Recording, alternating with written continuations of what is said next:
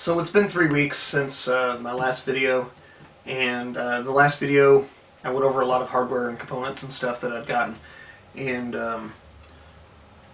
unfortunately that evening I got sick during the night and came down with bronchitis, and it's been 3 weeks, and as you can tell I'm still kind of a little hoarse in the voice, but mostly better. And now that I'm better and I've got all kinds of new stuff and goodies, I thought I'd do a quick video and kind of just update everyone where we are with the bike, where we are with this project, you know, what's going on, what's coming forward, what to look for, what my thought process is on all kind of some of this stuff. So let's just dive right into it. One of the things that I picked up during the time that I was sick was Shimano Dore XT. It's an M771 rear cassette. I went with the 1136. Was looking to get something that was rugged and durable. So, you know, a lot of this stuff I decided to go with the XT series for Shimano drivetrain stuff. Picked up my rear and front derailleurs. They're the Shimano XT. They're the M786. So it's a step up from the M785. One of the advantages, from what I've read, is that they have their shadow shift technology, which basically tries to help keep the slack up in the chain so you don't get a lot of chain slap. So I decided to go with that. I figure it's okay to spend the extra money because this is a bike that's going to be, you know, I want it to be durable and rugged and be able to perform to the best that it possibly can. So decided to go with that. Excuse me. My dad, he was nice enough to basically give me an early birthday present, and so he got me my shifters. They're Dior they're the Shimano XTRs. They're rapid fire shifters that, you know, they're durable. I shouldn't have issues with those. Since we're talking drivetrain stuff, if you remember in the last video I showed you this. Unfortunately I had to replace it, and it was because of the crank that I decided to go with. I still stuck with the FSA, but the problem was that PF30 wasn't going to work with the EXO series of full speed ahead crank that I had, because it uses a 24mm diameter shaft. So I had to basically return the bottom bracket and swap out with a slightly different one that also requires these adapters that basically just go into your in here to the shaft with the bearings, and it basically just shrinks that shaft diameter that can go through there down to 24mm. So I went with that, and I mean, that wasn't a big deal. I just had to return the old one, which hadn't been used, and just get the new one. So there's that component. Because I went with the bottom bracket by FSA, they recommended Loctite 243, so I picked up some of that. Decent sized bottle. I figure if I don't use it on this bike, there'll be other bikes I'm sure that I'll build at some point. The purpose of this is just to kind of get in there into the crevices and imperfections between the cups and just basically hold them together in that bottom bracket assembly.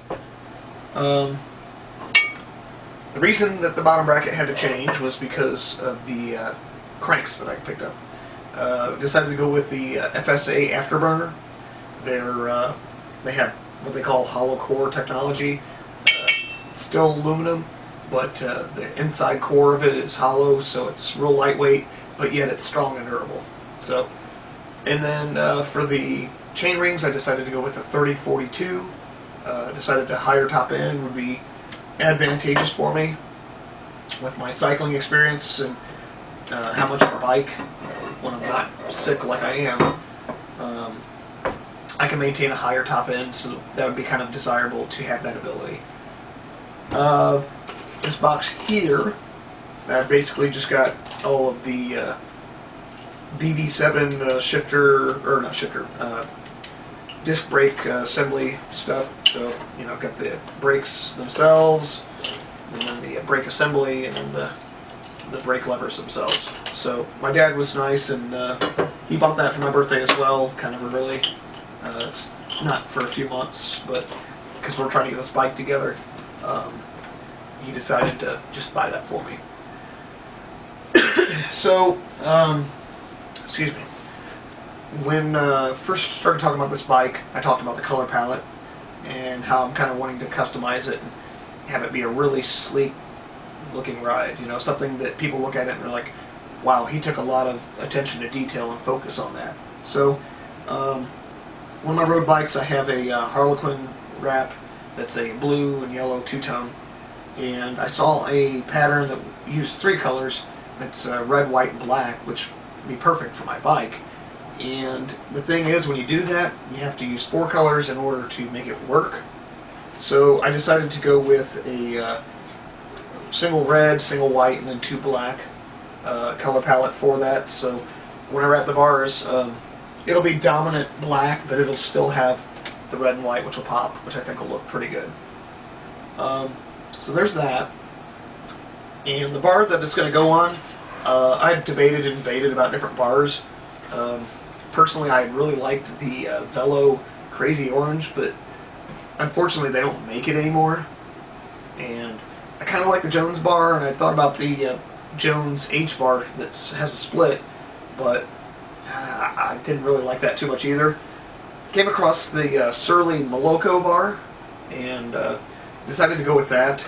The main reason is I wanted to be able to have that ability to be on like a road bike in a way. So that ability to, your hands are like this, they're kind of, you know, they're not perpendicular to your body in the position, they're kind of more kind of in line. And so, you know, there's just that, and I kind of like that idea. I thought about putting some bar ends on here and maybe having another place where I could ride just like that, but that's the bar that I'm going with. It's aluminum, so it's going to be a little bit heavier, but it's going to give me a lot of flexibility with what I can have on there, and then hand positions and all that kind of stuff. Excuse me.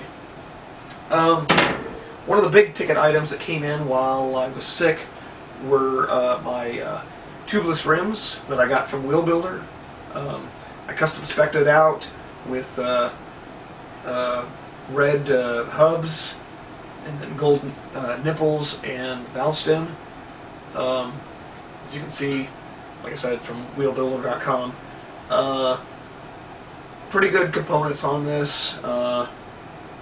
These should do pretty good. I mean, they're fairly lightweight, so I don't foresee having any issues with those. I was very happy with how they turned out. So my girlfriend Chrissy, she's absolutely wonderful. Some days I don't know what I'd do without her. She, I think in a way she's excited about this trip, and she wants to be excited for me and do everything that she can to help make this a worthwhile adventure. So she got me a bunch of stuff. I'll just go through these real quick. She did some research, talked to some friends, stuff like that. And so she got me this Tough Outdoors sleeping bag. It compacts down pretty good. Don't know if I'll use this bag when I'm up there, or if I'll make a bag to stuff this in to, you know, transport better. But I believe it goes down to 20 degrees. It's a 20-degree bag. It's real lightweight. I believe it's poly materials, like synthetic materials. So as far as wet and stuff like that, I shouldn't have too many issues. She also got me a Static V Recon. It's a mat, you know, just for putting under your bag and stuff. It's fairly small, not too heavy, so you know, there's that. She got me a little inflatable pillow, which when I first saw it, I thought, there's no way that's a pillow. But if you open it up and everything, you can blow it up, and it's real lightweight, compacts, so I think that's great. I can't wait to use it. She got me some gloves that, you know, kind of have the red, black, and white. And, you know, it's got some gray, but they're full-fingered gloves, really comfortable. They're, you know, I think they'll work out great. And of course, it says all roads link to bike. So, you know, some pretty cool stuff. She got me a kit. I'm not going to open it up. Yeah, maybe I'll open up the top so you can see. She got me a kit that basically is going to kind of go color palette wise with my bike. I think it's really cool. I can't wait to wear it. So she got me, you know, like I said, a top. It's going to work out pretty well. It's full long sleeve. And then she got me a bottom, which it's not bib shorts, it's just pants, but it's long sleeve pants. And, you know, so that's going to work out great. And then the last thing that she got me for this, which I was totally floored by, is she got me this really, really nice waterproof jacket. It's Arsuxio is the brand name. It's really, really nice. It's you know, it's got some reflectivity on the back. It's got place for, you know, a jersey type pocket. It's got some zippable pockets there. I think it's got, no, it doesn't have any on the inside, but it's real nice, real thermal, kind of fleece on the inside and waterproof. And so I think it's gonna work out really great. I was really, really tickled by that. Unfortunately, I was sick, so my level of enthusiasm probably didn't show up as great as it should have. But so that's kind of where we are right now. I've still got to get a chain, which that's not a big deal. That's an easy purchase. Still need to get a saddle. I've got a seat post, which my dad gave me, which is carbon. It's FCFB. I don't know the brand, but might use that. I'm not sure yet. It would go great with the bike. I gotta get a headset. I've got a headset that I can use. I don't know if I'm going to use it or not. But there's a few items left to order.